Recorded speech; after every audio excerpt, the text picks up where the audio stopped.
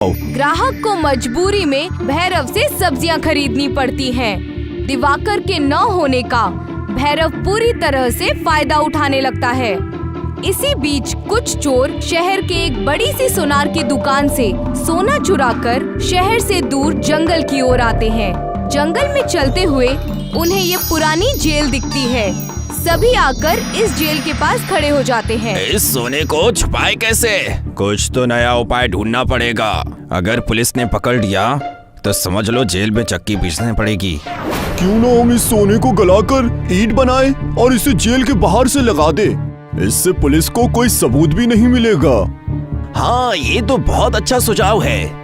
वैसे तुम चोर हो, पर तुम्हारा दिमाग तो पुलिस से भी तेज है। सभी चोर शहर से चुराए हुए सोने को आग से पिघलाते हैं और उनसे ईंट बनाने लगते हैं। चोर सोने से बनाई हुई ईंटों को जेल के बाहर से लगा देते हैं, जिससे पूरी जेल सोने की बन जाती है और चमकने लगती है। ये हुई ना बात। देखो, हमने अंग्रेजों की इस जेल को सोने की जेल में बदल दिया है। अब पुलिस तो क्या, सीबीआई वाले भी हमको पकड़ नहीं सकते। चलो यहाँ से चलते हैं, शहर में जाकर मजे करते हैं। सभी चोर खुशी खुशी शहर के लिए निकल जाते हैं।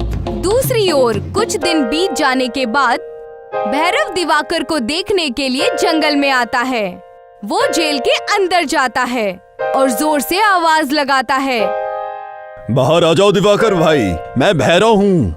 भैरव की आवाज सुनकर दिवाकर जेल के तय खाने से बाहर आता है।